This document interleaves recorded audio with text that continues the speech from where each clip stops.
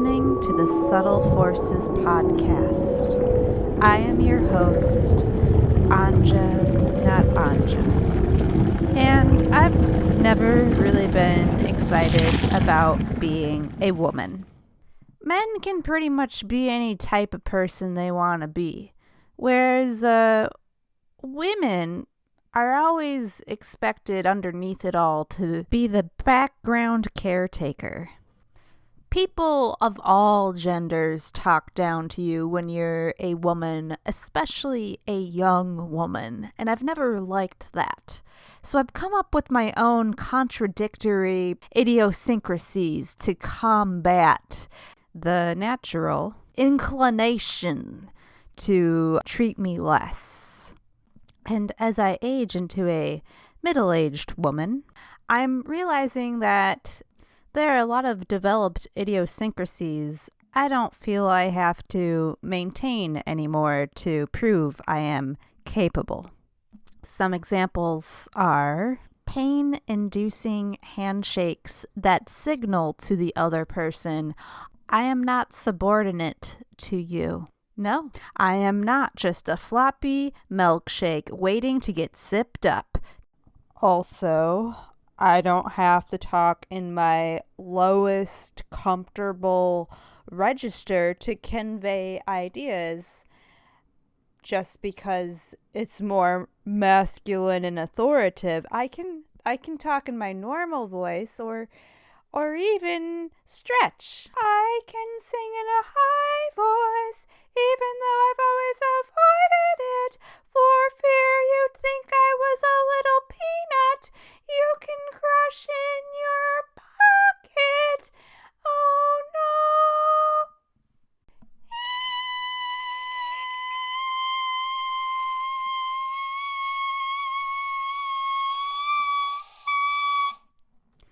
For similar reasons, I've always avoided wearing pink clothing or white clothing or baby blue, because all of those colors kind of make me look like a little girl. Next thing you know, you're going to strap me into a booster seat behind you as you drive. So helpless. I have been known to run way ahead of men if I think they're going to open the door for me. No, I run way ahead and I make sure I open up that door for them. I hate the feeling of being so weak that I can't open up a heavy front door. Makes me feel like a kid who can't lift an encyclopedia. And now I'm realizing younger listeners, maybe you've never lifted an encyclopedia in your lives. But that's my example. An encyclopedia, in case you haven't lifted one, is just a heavier book. But you can do it. I can do it. Despite my gender. And then amongst women, in the women's bathroom, say it's pretty crowded, and I go up to wash my hands, I will not look at myself in the mirror, not even for a second, because I want to signal to other women that it doesn't matter what I look like. I'm not a woman. I'm a human. And when I leave the bathroom, people will treat me with the respect owed to me as a human. I don't have to beautify my way to get the respect that's owed to me like they do. Isn't that messed up? Maybe you don't even understand that. I just feel like primping yourself in front of a mirror is a feminine trait, so I've removed it. Sometimes to assert a little feeling of power for myself. If I'm out walking on the sidewalk and a man is coming up from the other way and he starts to walk a little more to the right to make room for me, I will purposely move to the left until he is forced to also move to his left, so that I feel I'm in control of what direction I'm walking and no one gets to decide for me. He can move to my idea. I've been a benign terror, just experimenting to see what I can get away with. All these years, overcompensating by swearing, spitting, leaning my shoulder against the wall, wearing way too many keys hooked to my hip so that when I enter the scene, you hear a jingle that signals Anja has access to a lot of rooms. And I have always been proud of my leg hair. Some of these idiosyncrasy habits are ones I can let go of now that I'm older and I feel a little more secure in myself. But still, I just want to get the respect I expect because I'm me, not because of a gender, not because of my beautiful face. But it's not easy because you're never not a woman. And everybody knows it. Which is why some of these idiosyncrasies were put in place. They were meant to protect me. Like, I have this one I call room blindness. Room blindness is my inability to look around the room when I am anywhere that is somewhat crowded. I have this fear that I will accidentally make direct eye contact with the wrong face.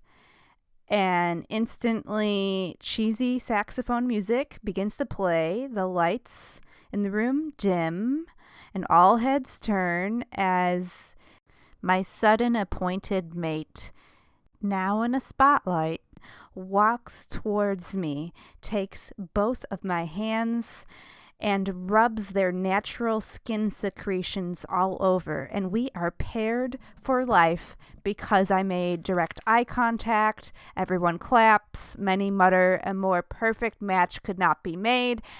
And worst of all, everyone will enforce this relationship. Even if I try to run, they will stop me. And that's what I get for looking around a room. Room blindness.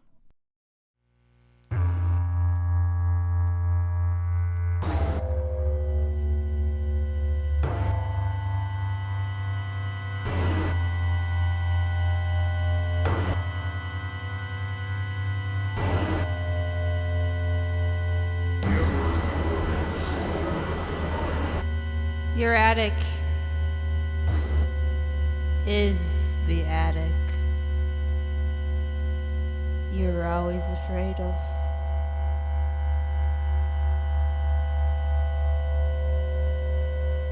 You've lived in this house for 7 years, but you've never been in the attic alone.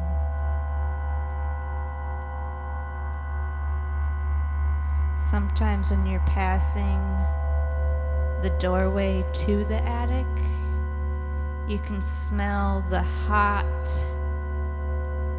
blood smell of the attic.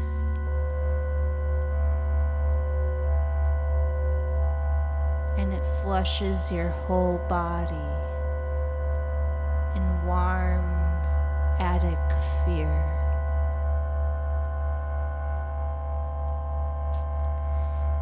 The one time you were in the attic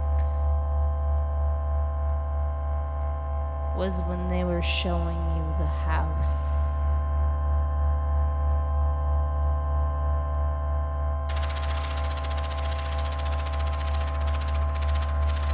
Cockroaches were scuttering. Ferocious water bugs were skittering.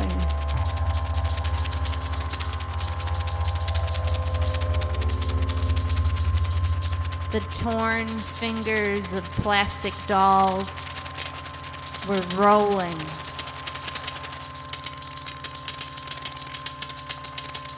The floors are uneven. It was hard to walk across without falling into the pit up there. The pit with Stanley, who lives up there illegally. Stanley never leaves the attic. He likes it just fine. He has a bucket and a rope that he maneuvers out the window for all his needs. His food,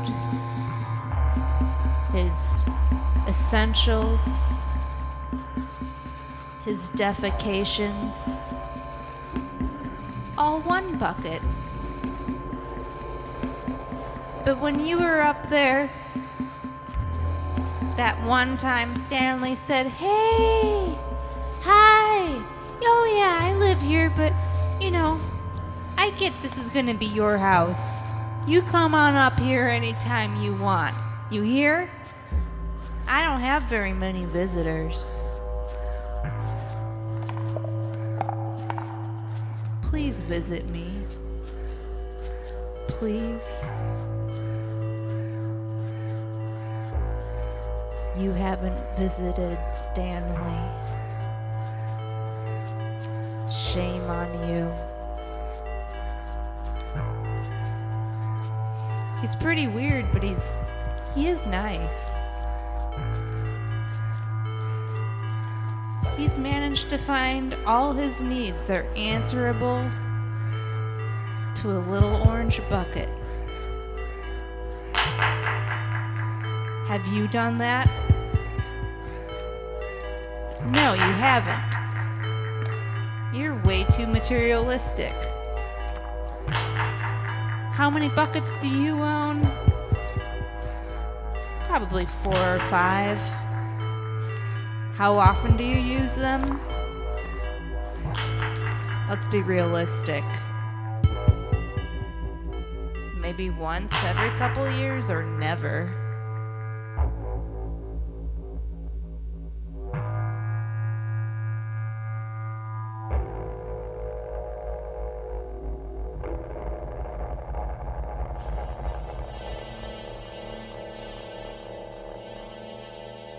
The other day you were looking out the back window as you were sipping your coffee in the morning,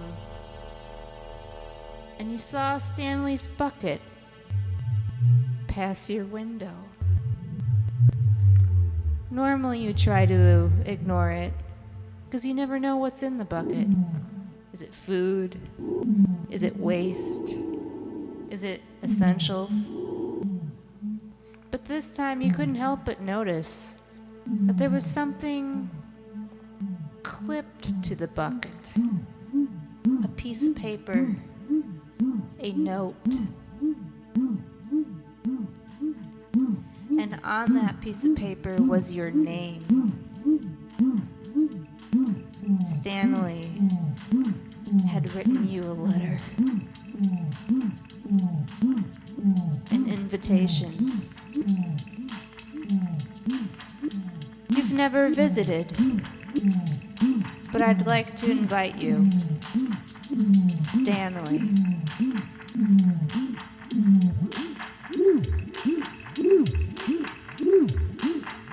The invitation has been weighing on you.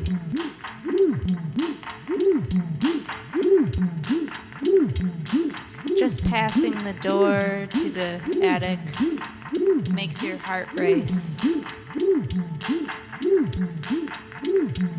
Makes you bite your lip.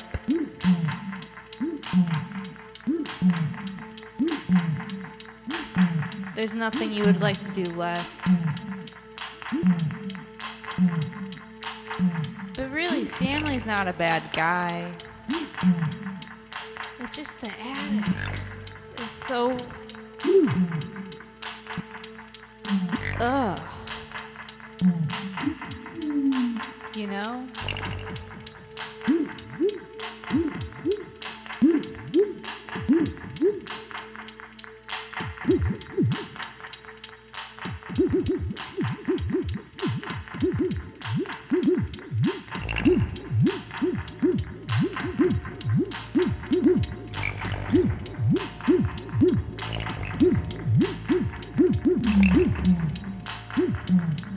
When all your fake friends come over and they pretend they like you, you all go down into the basement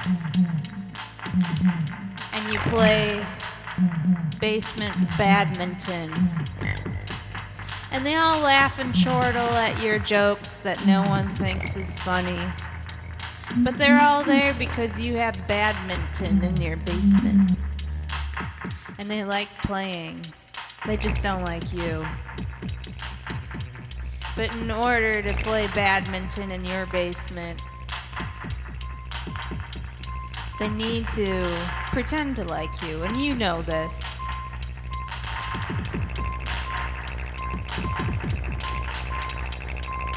Unlike them, Stanley's invitation is really very earnest if you think about it. Stanley's waited for years for you to visit him. Oh, that's right.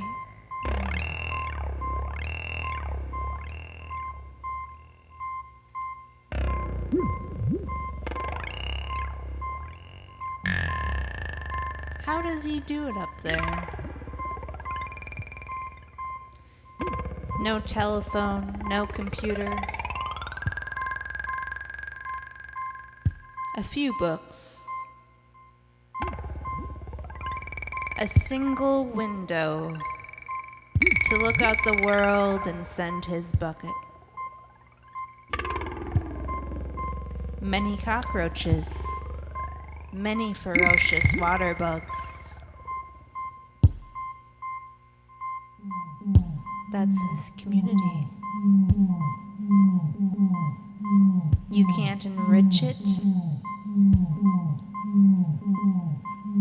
You who give him shelter.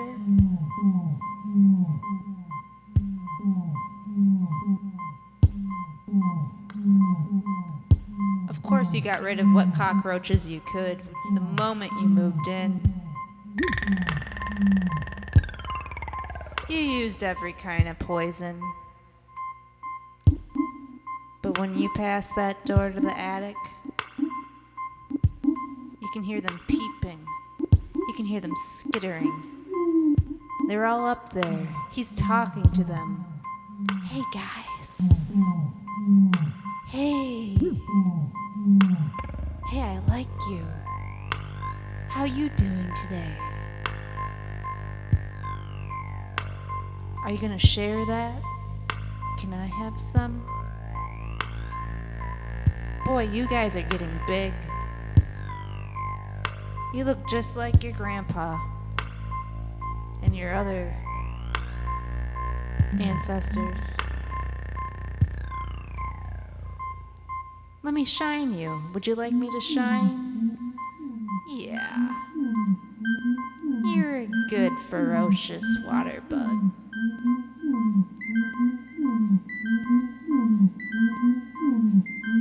You never bite.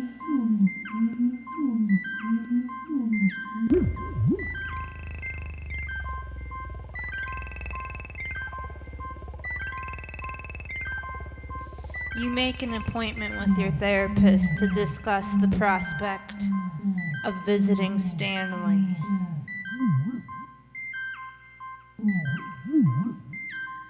Your therapist says, you have nothing to lose. Just keep your boundaries. Advocate for your needs. Set a time. Say 5 minutes, 10 minutes, whatever seems right to you. And then go back to your house.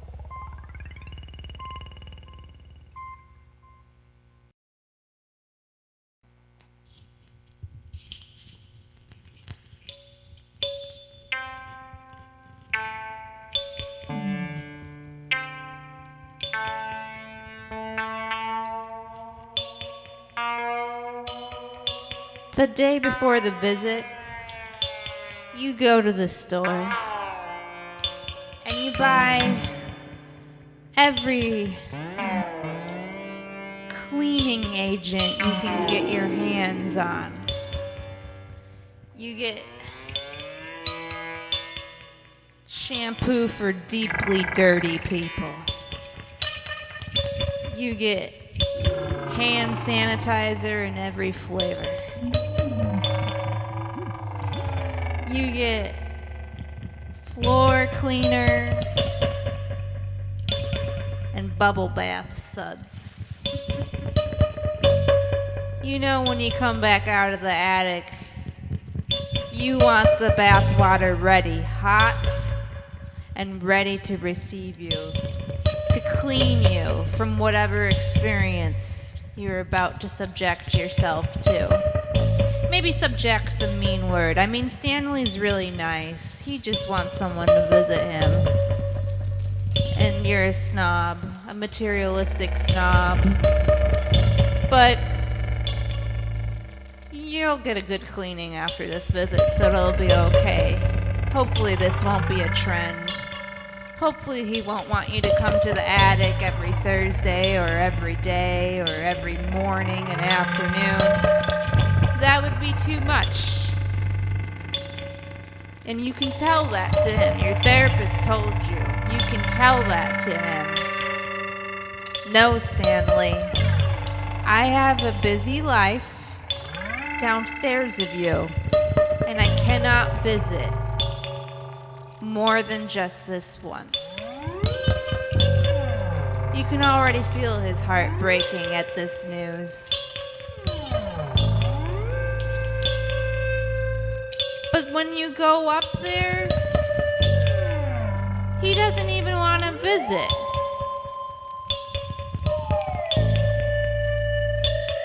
He just had one request.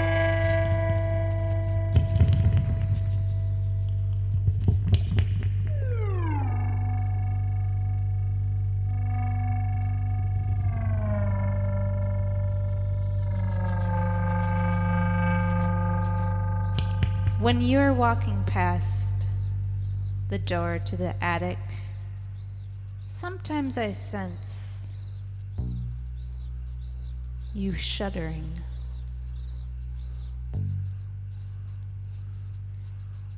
Can you not?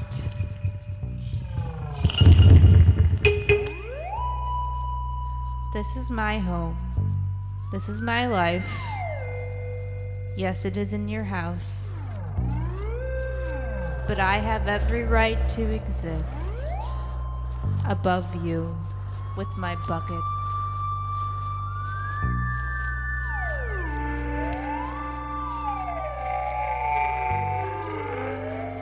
So please, when you smell the carcasses of 1,000 dead ferocious water bugs and 1,000 dead cockroaches, and the bloody red smell of aging wood, and my bucket, and my unwashed skin, please, do not grimace. I am but a man.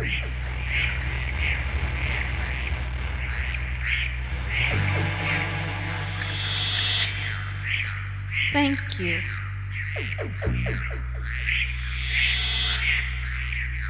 Have a nice day. Have a nice life. Downstairs. Our house.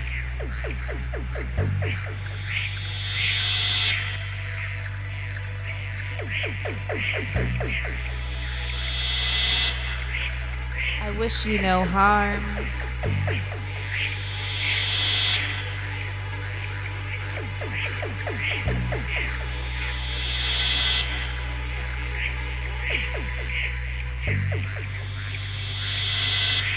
But I can feel all your thoughts.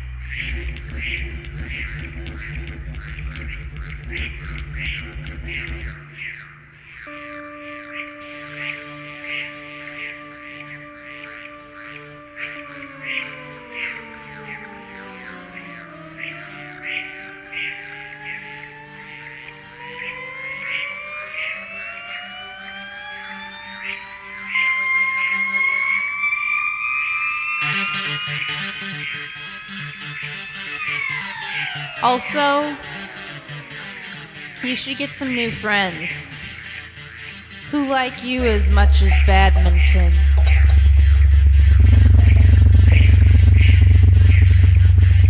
Those guys are real losers. The water bugs and I agree.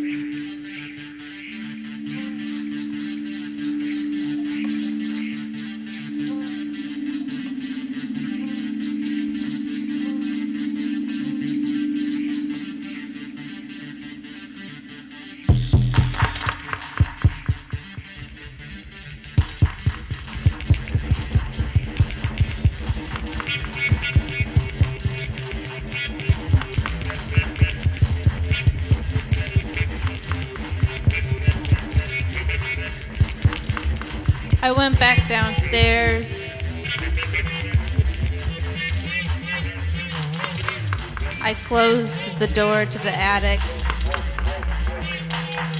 I took a deep breath. I drained all the sudsy water in the tub. I didn't even cleanse myself.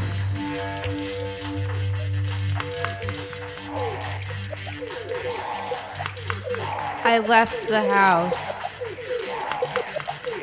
I looked at it from the street. I took turns thinking about the house as my house, and at other times I thought of the house as Stanley's house.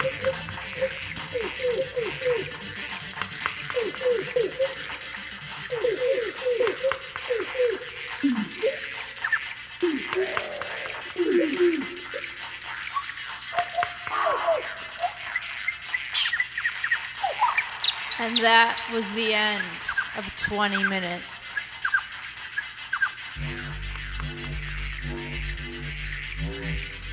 Thank you, Anton Seeger and Didier Leplay, for our rehearsal session, which you just listened to.